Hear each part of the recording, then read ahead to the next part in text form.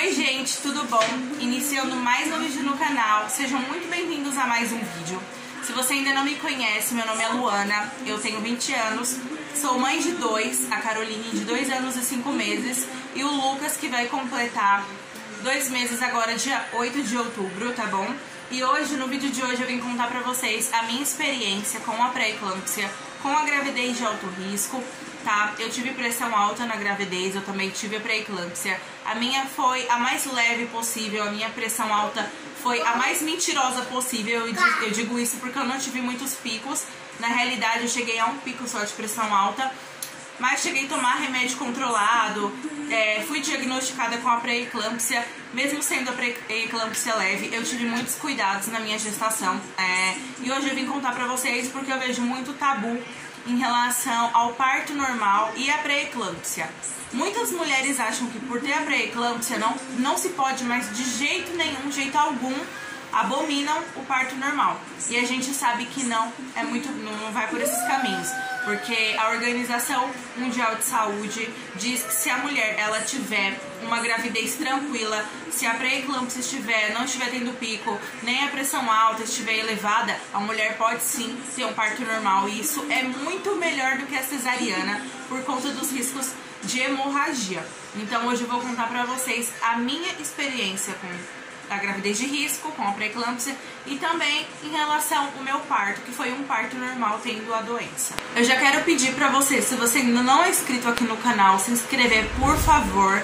Me ajuda a chegar logo aos 5.000 inscritos, tá bom? Deixa o seu joinha, que é muito, muito importante pra mim. Ativa as notificações e deixa aqui embaixo o seu comentário, porque eu quero saber se você tá tendo esse tipo de problema, se você teve a pré-eclâmpsia, como foi pra você, se você já teve, se você teve parto normal, se você teve cesárea, como foi pra você, eu quero muito saber, então comenta, porque eu gosto muito de ler e de responder vocês. Bom, meus amores, já quero começar esse vídeo falando que eu estou me sentindo hoje bonita, diferente, porque pra quem já é aqui do canal, tá acostumado a me ver sempre com o cabelo preso, né, com a cara toda bagunçada, cheia de olheira, porque agora, mãe de 2 e ainda 2 bebês não é fácil, né, então eu sempre ando assim. Então é praticamente um milagre, até mesmo pra mim, tá assim, gente, com o cabelinho arrumado. Eu não fiz maquiagem, eu passei um lip tint na boca, um blushzinho e pronto. Mas é isso, não vamos fugir do foco do assunto, então bora realmente pro vídeo agora. Bom, meus amores, eu sou mãe de 2, como eu disse. A Caroline, ela tem 2 anos e 5 meses. Então, tem 2 anos e 5 meses que eu tive o meu parto dela. E na minha gravidez dela, eu não tive nenhuma intercorrência. Nada, eu não tive nenhuma doença na gestação. Eu não tive pressão alta, eu não tive pré-eclâmpsia, eu não tive nada. Nem o hipotiroidismo que eu tive nessa agora, e que eu tomo remédio agora controlado, que é o metildopa, que é mais chamado como Puran, né? Eu tomo 25 miligramas, que é o mais baixinho, eu tomo 1 por dia. Nem o hipotiroidismo que eu tive nessa gestação agora, eu não tive na dela. Então, assim, para os médicos que cuidaram do meu pré-natal, os obstetras que me avaliaram nessa gestação, acharam muito estranho. Tanto que me fizeram várias perguntas, se o pai era o mesmo, se o marido era o mesmo, se eu tive esses mesmos problemas na primeira gestação. E como eu estou com o mesmo pai, que é o mesmo marido, né, o mesmo pai da Caroline, é o pai do Lucas, e não tive nenhum problema na gravidez da Carol, eles acharam muito esquisito eu ter desenvolvido a pré-eclâmpsia e a hipertensão gestacional. Me acompanham aqui no canal, sabem que a minha gravidez de alto risco, ela não foi do começo até o final. Ela foi do 3º trimestre até o dia de ter o Lucas. Eu descobri a gravidez de risco com 33 semanas em um dia específico de consulta. Esse dia, gente, foi uma segunda-feira. Eu tenho tudo marcado na minha cadernetinha. Foi uma segunda-feira. No domingo, o meu pai viajava. No domingo não, na segunda meu pai viajava de manhã. Eu sou uma pessoa extremamente ansiosa, eu sou muito ansiosa e é uma coisa que me faz muito mal, sabe? Eu tenho até que procurar um médico por conta disso, um psicólogo pra ver, porque eu sou extremamente ansiosa. E no domingo, Eu fiquei muito ansiosa porque no outro dia o meu pai, ele viajava pra ficar fora por 2 meses. Eu não sabia que ia ser por 2 meses, mas meu pai ia ficar acho que por 1 mês mais ou menos, ele ficou fora 2 meses. O Lucas ia nascer e foi um misto de emoções. Fiquei sem dormir durante aquele domingo a madrugada toda. Eu não dormi, não deitei minha cabeça no travesseiro pra nada. Em vez de eu ir dormir, foi batendo papo com meu pai, com meu marido, com meu irmão, com os colegas do meu irmão a madrugada inteira. Então, eu fui pro posto no outro dia de manhã, 6h30, virada mesmo, sem dormir. 6h30 da manhã eu fui pro posto pra poder colher sangue. E depois, quando foi umas 7 horas da manhã mais ou menos, eu, em vez de vir embora pra casa, fiquei esperando até 9h30 lá no posto pra passar em consulta com a médica que fazia meu pré-natal, pra consulta de rotina mesmo. Chegando no consultório, gente, eu tava com muito sono mesmo, sabe? Eu tava com a vista, eu nem sei como explicar, muito sonolenta. A gente sabe como que é quando a gente fica a madrugada sem dormir. Muito sonolenta e com muita fome, porque eu estava em jejum, né, totalmente desde as 10 da noite do domingo. Então, em jejum, sem comer, com fome e com muito sono. Só que mesmo eu estando com essas duas coisas, com fome e sono, eu tava me sentindo muito bem. Mas muito bem mesmo, sabe? Eu não tava com dor de cabeça, não tava com dor de nada. Chegando no consultório, a médica, como sempre, que já é de rotina, toda gravidinha sabe, medir a pressão. Tem que aferir a pressão pra ver se tá normal, né, gente? É de rotina. Ela aferindo minha pressão, ela constou lá no aparelhinho que estava 14/9. Ela já ficou assustada porque minha pressão nunca tinha dado isso. Ela sempre dava 12/8, 12/9, 12/7. Ficava nessas, oscilando entre 12/8 e 12/9 no máximo. Teve uma consulta que deu 13/8. Aí a médica já pediu que eu ficasse mais atenta, que eu cortasse mais o sal da minha alimentação, que eu tirasse tudo que era tempero, se eu tivesse comendo essas salsichas, linguiça, essas coisas pra mim cortar, porque fazia mal. Ela falou pra mim que se eu chegasse a 14/9, eu deveria ir correndo pro pronto-socorro. Então teve uma única vez que chegou a 13/8, mas não foi necessário me colocar no pré-natal de risco, nem me dar medicamento controlado pra isso. Mas ela disse pra mim que se eu chegasse na 13/9, eu teria que tomar medicamento. E pediu pra eu sair cortando tudo, né? E pediu também pra mim fazer o controle em casa e no outro mês eu levar. Fiz o controle em casa quando deu esse aumentozinho aí de 13/8. Fiz o controle o mês inteiro com o aparelhinho de pressão, só que nunca tinha dado aumento em casa. Então eu fiquei tranquila, todo dia eu aferia, né, pra marcar no papel pra levar pra médica. E também aferia sem ter que pra marcar, tipo, fazia mais que uma vez no dia, umas 3 vezes que eu tava muito preocupada com isso. Já tinha lido sobre, então eu tava super preocupada. Mas nesse dia específico que eu tinha essa consulta, que eu não dormi, que eu não comi, eu fui medir a pressão e tava 14/9. A médica, como ela é uma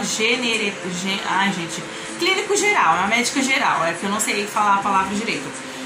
Mas como ela era médico clínico geral e a obstetra que trabalha no posto, que é quem vê tudo isso daí, estava de licença por conta do Covid.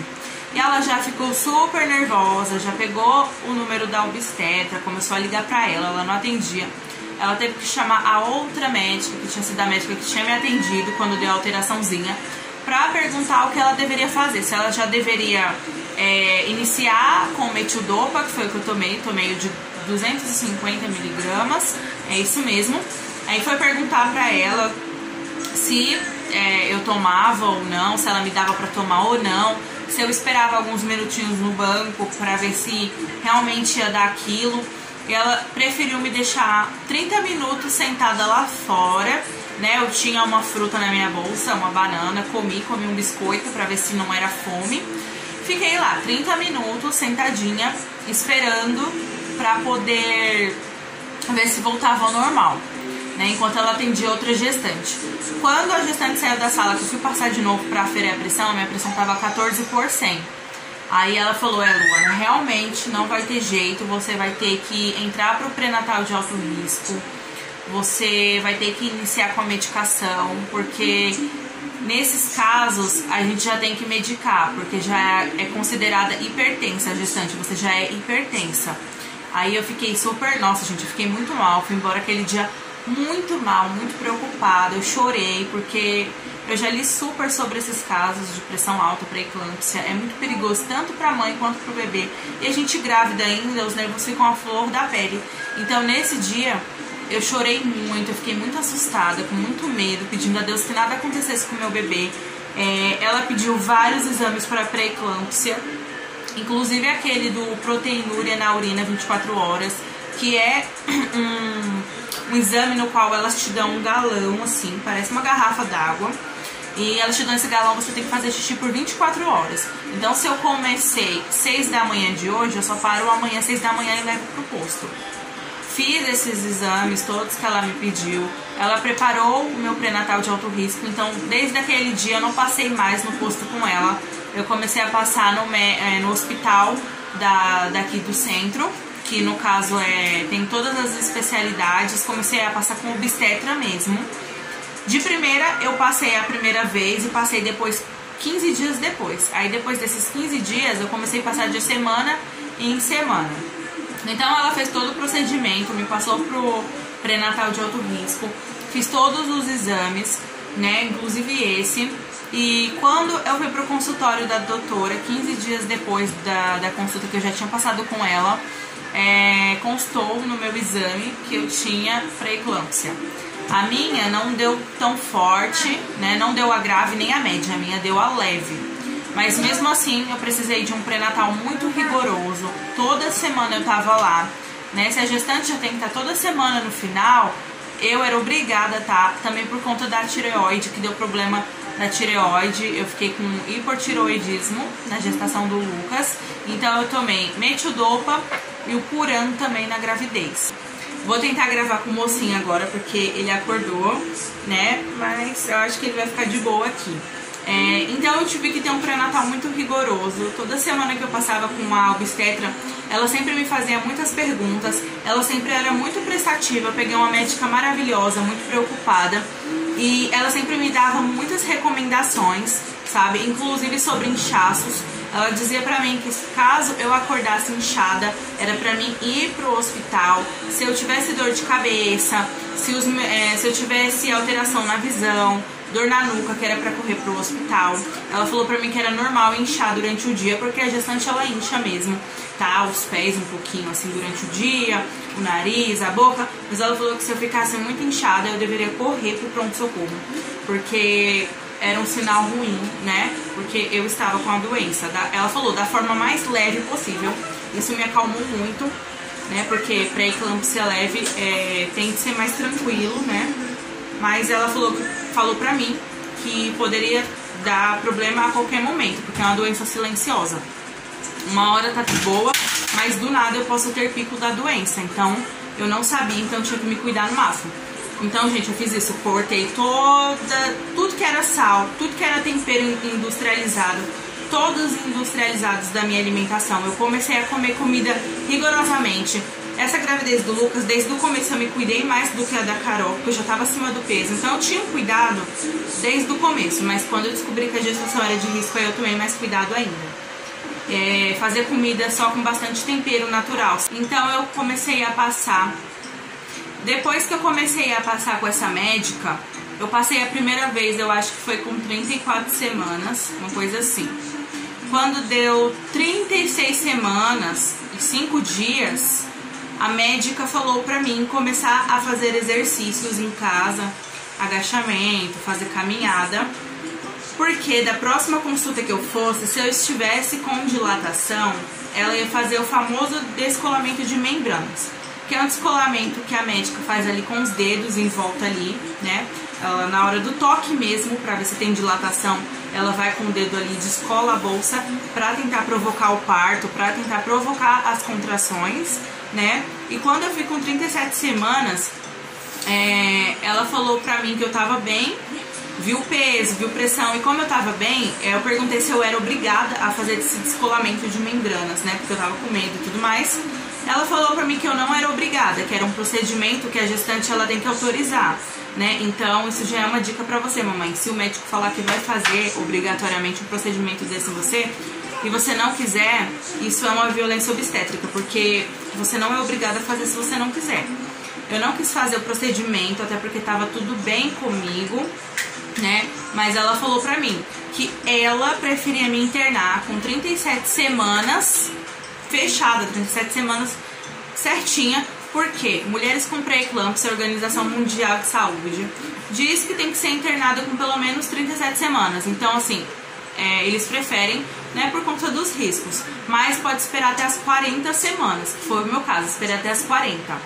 Então, nessa consulta de 37 semanas, eu passei normal, não aceitei o descolamento de membranas, mas quando chegou nas 38 semanas, que foi 2 semanas antes de ganhar o Lucas, eu já tava tão preocupada, mas tão preocupada e tão cansada e ansiosa, que quando eu fui pro consultório dela, ter consulta com ela, eu falei pra ela que se eu tivesse alguma dilatação, ela podia sim fazer o descolamento, eu ia aceitar, porque até então eu não tava sentindo nada, gente. Eu sentia umas cólicasinhas leves, algumas coisas aqui e ali, mas nem o tampão tinha saído ainda. E na gravidez da Caroline, com 37 semanas, meu tampão ele saiu. Eu não tive a perda do tampão, eu não tinha tido a perda do tampão, nem dor, nem nada do tipo. Então eu falei pra ela, você pode fazer o descolamento se eu tiver com dilatação e poder fazer. Chegando nessa consulta de 38 semanas, ela fez o descolamento, eu não sentia nada. Nada, não sentia nada. Chegando nessa consulta de 38 semanas, ela fez o toque e viu que eu não tinha nada de dilatação, então não tinha como fazer o descolamento, né? Porque só tem como fazer se você tiver ali com dilatação mesmo. Então, como eu não tava com nenhuma dilatação, ela fez uma carta pra mim ir pro pronto-socorro fazer o cardiotoco. Isso eu já tinha feito um cardiotoco uma semana antes, porque ela também já tinha pedido pra mim fazer, pra ver se eles me internavam por conta da pré-eclâmpsia. Ela foi bem franca comigo, disse, olha, possa ser que eles não te internem, né, porque você tá tranquila, tá com a pressão estabilizada, você só teve pico de pressão alta uma vez só, que foi o dia que eu descobri a gravidez de risco. Possa ser que eles não te internem, mas vai que você pega um obstetra bom, preocupado igual a mim, e te interne. Então, uma semana antes eu tinha feito o cardiotoco, ninguém me internou, ninguém falou internar, falou que eu tava muito bem. Nesse dia que eu fiz o primeiro cardiotoco, que a médica fez a carta, pediram um exame de sangue, de urina, pra saber se a minha pré-eclâmpsia não estava, como eu posso dizer, a pré-eclâmpsia não estava com pico, né, tendo pico, acho que é assim que eles dizem. E eu não tava tendo pico de pré-eclâmpsia, então me mandaram pra casa.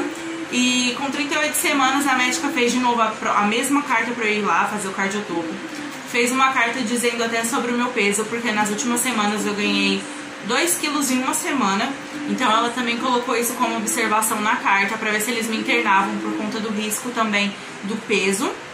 Fui, né, com 39 semanas, se eu não me engano, ninguém me internou. E chegando lá mesmo, não me internando, eles disseram pra mim que se caso eu não entrasse em trabalho de parto, até as 40 semanas sozinha, eu deveria ir exatamente no dia que eu completaria 40 semanas para me internar. Porque daí sim, eles eram obrigados a me internar. Porque lá no hospital que eu ganhei, com 41 semanas no máximo, eles esperam uma mãe com gravidez normal, né? Você pode esperar até 41 semanas.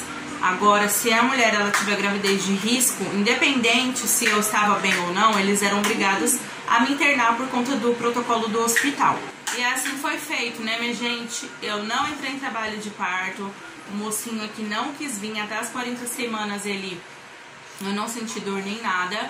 A única coisa que eu tive foi a perca do tampão no mesmo dia que eu fui me internar. Eu até falo no vídeo que eu gravei o vlog do parto que tem aqui no canal. Eu falo que eu tinha perdido um pedaço do meu tampão, mas até então nem cosquinha. Fui me internar com 40 semanas certinho. O mocinho acho que tá com um pouco de gases, porque ele tá sambando aqui no meu colo. Fazer uma massagenzinha. Eu fui me internar com 40 semanas certinho, né, pra indução do parto. O médico me explicou como funcionava a indução do parto, né. No meu caso, que já tinha tido um parto normal anterior, eu poderia induzir com o comprimido. que nada mais é, gente, que o Cytotec. O comprimido que eles induzem é o Cytotec. Ele me explicou que eram 4 comprimidos de 6 em 6 horas. Ele falou pra mim que poderia ser que eu entrasse em trabalho de parto no primeiro, mas que eu pudesse também entrar em trabalho de parto no último. Ninguém sabia. Poderia ser no segundo, no terceiro, ou até no quarto, ou no quarto nem fizesse efeito, eu tivesse que entrar para ocitocina, ou caso não evoluísse, para uma cesariana em último caso, né? Então me explicou tudo. Então o médico ele me explicou como funcionava a indução, né? Que eram 4 comprimidos, fez minha internação. Eu entrei em trabalho de parto no segundo comprimido. O primeiro não senti nada, no segundo entrei, meia-noite e pouco, quando foi 3 e pouco da manhã, se eu não me engano, 4 e pouco da manhã, 3 e pouco da manhã, eu esqueci, gente. Eu ganhei ele. E assim, nasceu saudável, um parto sem intercorrências, tá? Em relação a coisas graves e sérias. Eu tive sim um sangramento um pouco maior do que o normal ali na hora do parto, na hora de me costurar, né? Eu acredito que pode ter sido por isso, porque deu tipo que uma pequena hemorragia ali na hora de costurar, né? Demorou mais do que o esperado, até a médica ficou meio assim, sem saber o que fazer. Eu fiquei bastante tempo na sala de parto pra costurar, perdi sangue, fiquei um pouco fraca, tem um vídeo aqui contando, mas assim, o Lucas nasceu bem, o Lucas nasceu saudável, eu não tive pico da doença no momento em que eu fui ter o Lucas. Elas vinham toda hora medir minha pressão, toda hora, pediram até exame de sangue, exame de urina também por conta da doença, então assim, monitorada o tempo todo, né? Ela sempre ali medindo a pressão, fazendo cardiotopo, que é normal, né?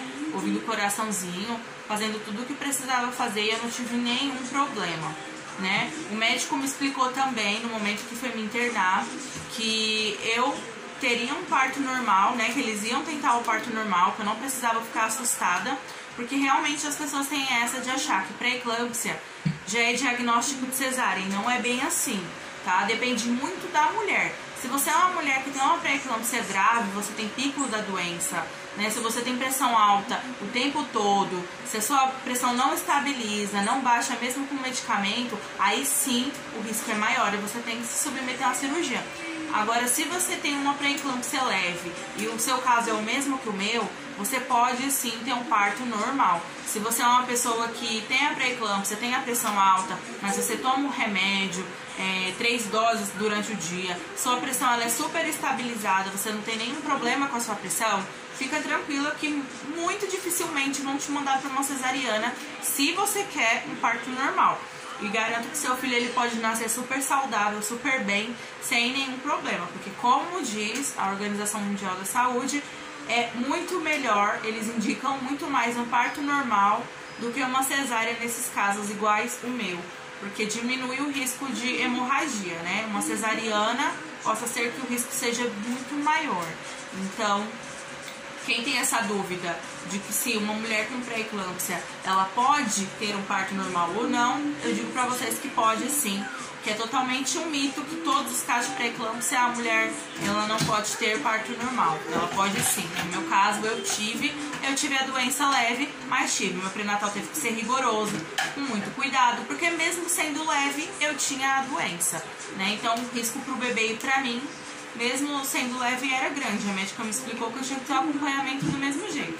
Bom, gente, agora eu vou falar pra vocês os meus sintomas. Sintomas, eu tive apenas 3 sintomas da doença, que são sintomas visíveis, né? Que todo mundo que sentir esses sintomas deve ter um alerta.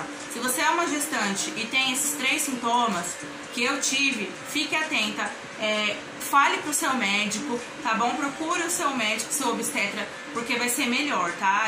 Possa ser que você tenha a doença e não sabe, ou esteja com pressão alta. Os 3 sintomas que eu tive foram sintomas visíveis e que a doença, ela demonstra esses sintomas. No caso a dor de cabeça frequente, a cabeça dói bastante. Eu tinha muita dor nessa região da cabeça todinha, eu passava mal de dor de cabeça. Do começo eu até descobri, tá? Isso eu falo do começo até descobrir.